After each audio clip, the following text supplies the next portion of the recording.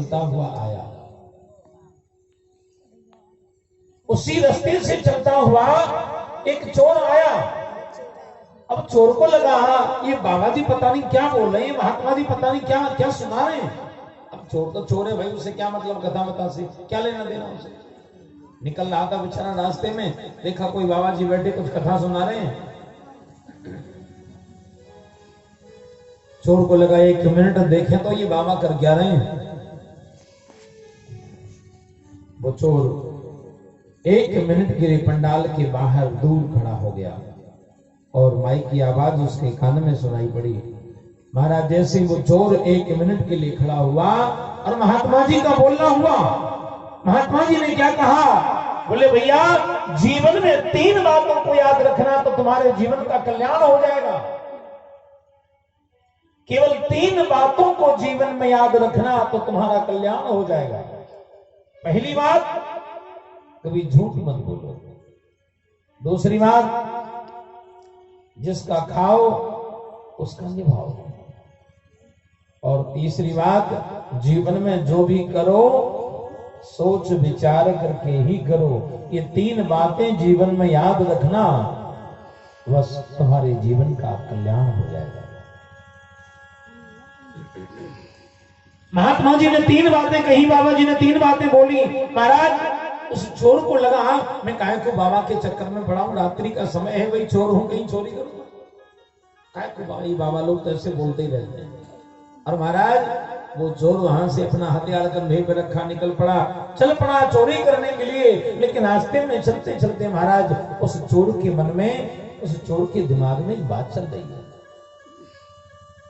चोर सोच रहा है बाबा जी क्या बोल रहे थे, बाबा जी बोल रहे थे कभी झूठ मत बोलो, जिसका खाओ उसका निभाओ, जो करो सोच विचार के करो। इन 3 बातों को जीवन में याद रखोगे तो कल्याण हो जाएगा। महाराज ये बाबा जो बोल रहे थे क्या वो सही बोल रहे थे? चोर को लगा इतने लोगों ने सुनी है बाबा की बात, तो क्या सब लोग मानेंगे? सब तो नहीं मानेंगे। और भाई बात भी सत्य है, 1000 लोग सुनने वाले हों तो क्या 1000 लोग कथा को मानते हैं? नहीं मानते। 1000 लोग सुनने वाले होंगे तो 100 तो मानेंगे, और 100 भी ना माने, मान लीजिए कि 100 ना माने तो 10 लोग तो महाराज सुधरते ही हैं। 10 लोग तो कथा को दिमाग में उतारते कि नहीं उतारते।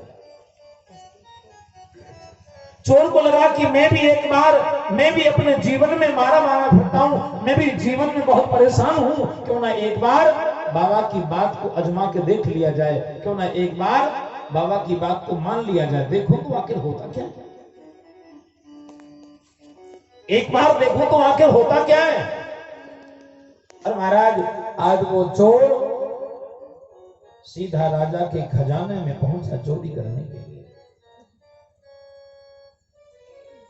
दरवाजे से जब महल में जाने लगा राजा के घर में चोरी करने के लिए, तो राजा के 4 सिपाही दरवाजे पर खड़े हथियार लेकर के, और रात्रि को चोर को अंदर आता हुआ देखा तो चारों सिपाही डंडा लेकर के दौड़े, बोले कौन है?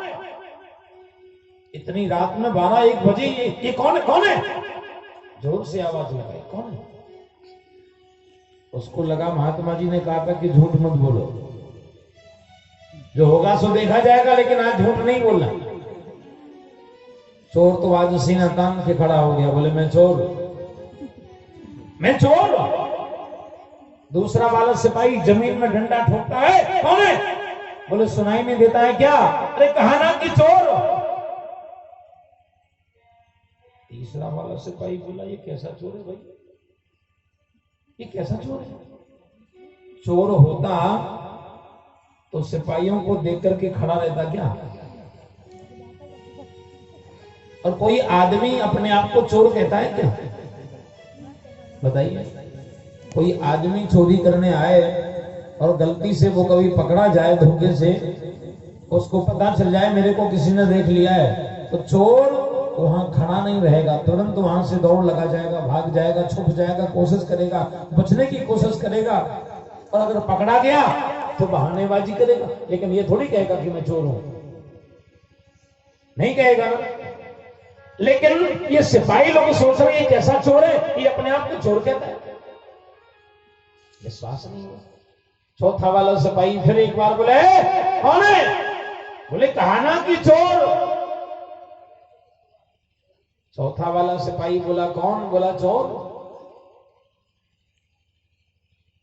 चारों सिपाही एक दूसरे की तरफ देखने लगे, बोले भैया ये चोर तो नहीं लगता है, ये चोर तो नहीं लगता है। अगर तो चोर होता ना तो ये हम लोगों को देख करके कब का भाग लिया होता यहां से, ये कब का यहां से दौड़ लगा लिया होता। ये चोर तो नहीं हो सकता। बोले भैया ये कौन है? बोले ये तो हमें कोई राजा का खास आदमी लगता है, ये तो हमें कोई राजा का गुप्तचर लगता है, जो इतनी रात में कोई गुप्त समाचार, कोई सूचना देने के लिए राजा के महल के अंदर जा रहा है, ये राजा का कोई खास आदमी लगता है। बोले जान लो उसको रोको मत। चारों सिपाही अपनी जगह खड़े और चोर सीधा अंदर खजाने में। चोर भी सोच रहा है बाबा की बात में बड़ी दम है। मैंने कहा चोर, फिर भी बच गया। इसका मतलब बाबा की बात में कुछ तो है। महाराज राजा के खजाने में पहुंचा और खजाने में जाकर के उसने हीरे मोती सोना चांदी जवाहरात जो भी मिला, बढ़िया एक कपड़ा बिछाया, पोटली बांध के महाराज पोटली और पोटली बांध करके